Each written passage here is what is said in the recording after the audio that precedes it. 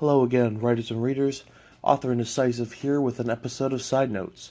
If you're new to the channel, new to the show, Side Notes is something that I've devised where you can set the video off to the side and do whatever, reading, writing, drawing, homework, whatever, and still listen to the video, something like a podcast. But I will have references to different things as the show goes on, so you can watch it as an actual video and not have to worry. Now today, I'm going to touch on something that I've been dwelling on for a while, something that I'm sure most of us have been guilty of, and that's pushing the realism in our stories and stretching the suspension of disbelief. Now, the suspension of disbelief is believing something is plausible in the setting that it's shown. An example I use for this is Harry Potter. You believe that magic can happen in the Harry Potter universe, but not in real life. You're suspending your disbelief that magic doesn't exist, or your disbelief that magic exists, for a moment to enjoy this book or this movie. And sometimes we take that a little too far in the settings that we're in. And I'll be talking about characters as well. Suspension of disbelief and realism with characters in the setting that they're put in is something similar to a Mary Sue. I'll be touching on that and explaining what a Mary Sue actually is, as there's been a lot of misconceptions about that. Let's touch on the characters, just because the character is a little bit more of an individual case. Okay, so a realistic character in the setting that you have. Before I start, I should explain that this is strictly for a character, or strictly for stories that are to be published. If you are writing this just for yourself, you can choose to ignore my warnings, my info, but if you want to publish this, I would take this advice. This is not just my advice, this is like actual writing skills that you would learn in any professional writing class. So, characters. How to avoid an unrealistic character, and to create a more believable character. One of the biggest things that you need to watch out for is creating a Mary Sue. Now, I have the definition up on the screen right now, but I'll kind of paraphrase. A Mary Sue, or a Marty Stew, is a character who's usually a self-insert character in whatever story, usually fan fiction, who has little to no flaws, has an insurmountable array of skills, and is loved by everybody and hated by probably one person at most. Now, the concept of a Mary Sue was originally devised, I believe, in a Star Trek fan fiction. Now, before I go on this tangent, I do want to say that I have nothing against fan fiction. I mean, if you write fan fiction, that's great. You keep doing that. You're expanding on these things, and you're creating this world inside of a world. It's great. But you do have to be careful about how you write if you choose to go from fan fiction to professional writing, or if you choose to go from regular writing to published writing. It's anyway, moving on. I could give plenty of examples of real life Mary Sues. Goku, I believe, is one. Now, you can argue with me all day if you want to, but just hear me out. Goku is a strong fighter. He's a strong fighter to begin with when he starts out, right? He's trained, he knows this amazing ability Then someone stronger comes along, beats the crap out of him, and then he has to get stronger. And the cycle continues over and over. Okay? So he's just going to keep getting insurmountably strong until he can literally destroy planets? That's okay. And Superman could be considered the same. Goku and Superman have been compared for some reason for years. One thing that I'd like to clear up, though, is that Rey is not a Mary Sue.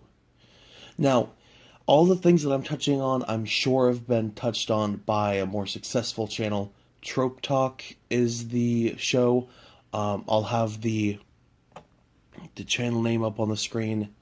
I'm not sure if they'll touch on the ones that I'm bringing up later. I haven't watched a lot of their shows. I think it was Technomancer that brought up the video on the Mary Sue. Check them out as well. Pretty cool. Anyway, Rey from The Force Awakens. People believe that she's a Mary Sue because of what she does. She was so skilled with the lightsaber. I don't think so. She flies the Millennium Falcon so well, and she shoots so well. Okay. Let's think about the individual acts here. Okay. She flew the Millennium Falcon. Rey flew ships pretty well while she was there. If you actually look into the Star Wars lore enough, you'll find out that she actually flies things around the desert planet looking for scrap. I mean, she doesn't just ride her little speeder. She's on a planet that's an entire desert. I'm sure there has to be at least one. Well, I'm sure there has to be more than one scrap pile. So maybe she learned how to fly. The Force. The scene where she's strapped to the torture chair and she uses the Force. Now, by this time, she's already found out that she's Force sensitive. Rey more than likely heard tales of the Jedi and how Luke Skywalker has been attempting to revitalize and regrow the Jedi population, and she's obviously heard stories of the Force. I mean, I don't know a single Star Wars character who doesn't know what the Force is, at least in some form or another. So perhaps she thought that since she was Force sensitive, she would be able to do those things. So she did try to use it and to control the Stormtrooper's mind. Okay, sure. We've known that Stormtroopers aren't very intelligent to begin with, so controlling a weak-willed mind is perfectly plausible, even for a trainee. So who's to say that couldn't happen? Lightsabers. Okay. Using a staff would translate into using a sword. It's very possible. Okay? And if you watch the scene where she fights Kylo Ren, it doesn't necessarily go as you would have planned. Finn takes over, or Finn and Rey swap out a couple times during that scene. And they both use use what little training and fighting that they have. I'm not actually sure if Finn had any sort of melee weapon training as a stormtrooper. I do know that the early development of a stormtrooper had them with lightsabers. So I don't know if that's like a special group. We'd have to look into that later. Anyway, what else? Oh no, that's it. So yeah, all this stuff is completely plausible, and I'm pretty sure Rey ends up losing, and if it wasn't for that big fissure for the planet exploding. So you have to think. I mean, there's a lot of examples of her not being a Mary Sue. Don't just look at the surface. It's lesson for the day, writers and readers. Always look deeper into things before you start assuming, no matter what it is. Whether it be writing or in real life, don't just assume. It makes an ass out of you and me. Now, moving on to a character that actually is a Mary Sue. Now, you see this kind of thing in fanfiction. And again, if you write fanfiction, good for you. I'm not hating. Just hear me out. Okay. In Rooster Teeth. Rooster Teeth is a company that makes some pretty good animations. They make the Red vs. Blue. They're working on Camp right now. They did X-Ray and Van, and a couple of other things. They do a lot of vlogs on YouTube. They also do Ruby. Ruby is an ongoing show. It's starting back up in, I think, December? I can't remember. Anyway, the plot around Ruby is this world overrun by these nasty little beasties called Grimm. They're beasts that feed on negative energy and fear and all this.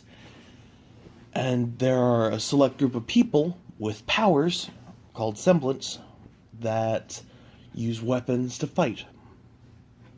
Okay. Now, using the suspension of disbelief that there are monsters that feed off of negative energy made up of darkness and bone that are fought by people with amazing weapons that can, like, transform and fold up and turn into different things that go from melee to gun. There's one character that's made as a fanfiction character, a fan-made character. Now, with the popularity that Ruby's gotten, obviously there are going to be fan creations, fan stuff, and I love that. I love fan characters, fan weapons, and stories like that. That's great. But when you have something like what I'm about to tell you, it just sort of frustrates me. You can have a different opinion, that's fine. I'm not going to argue with you about this, but this is what I believe to be an example of bad writing for a character. Now, this character here, Garrett Strider, is a fan-made character who's an older hunter, an older huntsman, who uses a suitcase that can transform into different weapons, similar to the Pandora's box from Devil May Cry. Pandora's box can transform into 666 different kinds of weapons depending on your needs.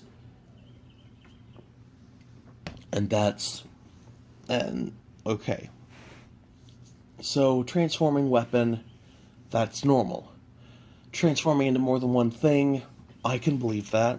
We have weapons that in Ruby that split apart and turn into different things. That's okay.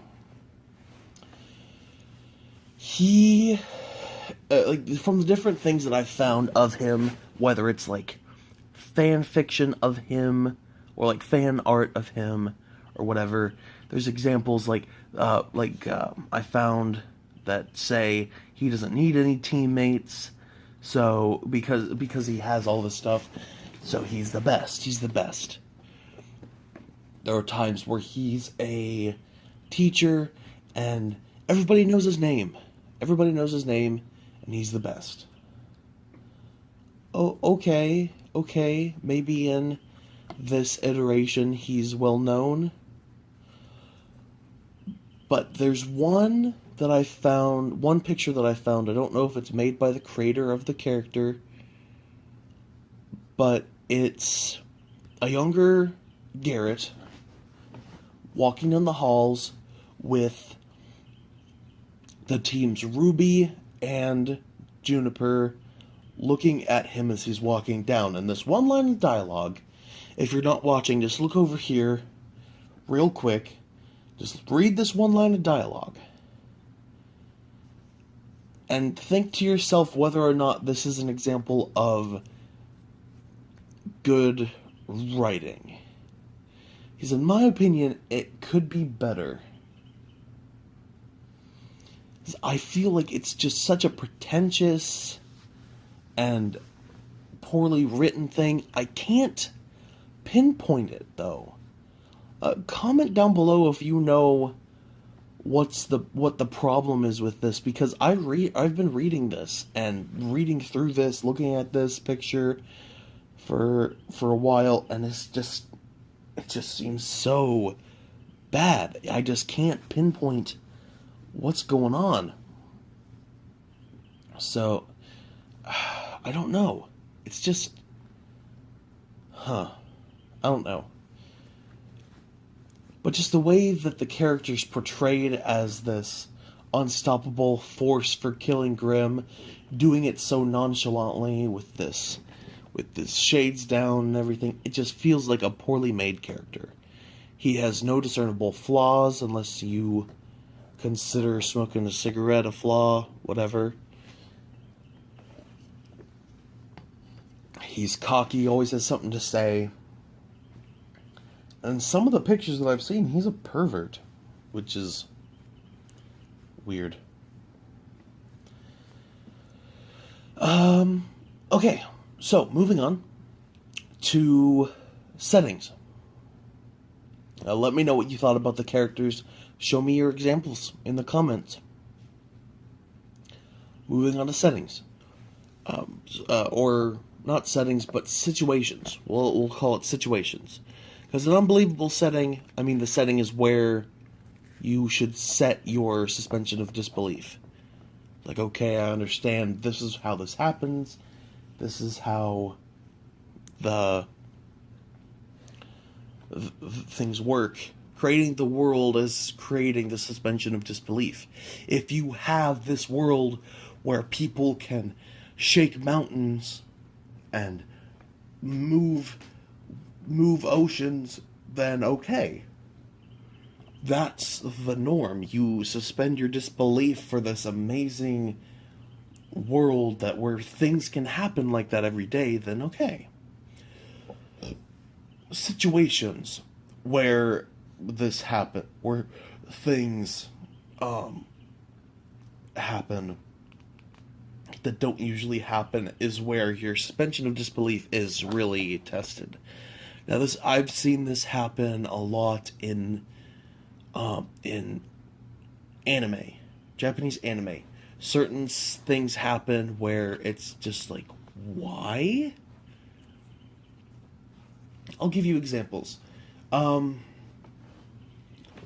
It's usually found, at least I've usually found it, in things like the harem anime genre, where you have this one guy, which is usually a faceless character, by the way. He's not usually given a name. It's more of like a self-insert character where you can put yourself in that situation. And for those of you who don't know what a harem anime is about this one guy, usually a faceless character, who's surrounded by all these women, or it could be reverse, where it's a faceless girl surrounded by a bunch of men. It's happened before. And it's and basically they're loved by all these characters, or he's just surrounded by them and trying to get them to love him or her. And that's just, I don't know. It's it happens a lot. I think it's kind of an interesting way to go about making a show. Obviously, Japan has different things compared to America. So having a character surrounded by a bunch of beautiful women or beautiful men isn't exactly unbelievable, at least to them. I don't know. But you have to suspend your disbelief to an amazing degree for this to actually make a lot of sense.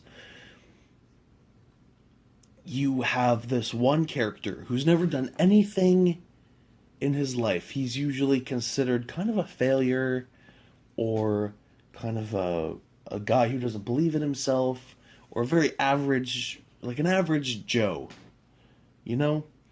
And he's put into the situation where he's surrounded by a bunch of these beautiful women.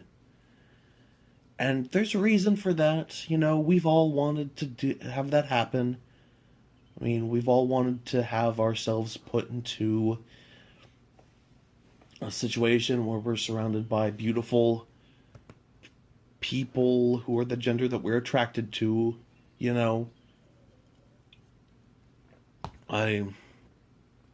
I'll ask you to give me an example where this is not something that you want. I don't know.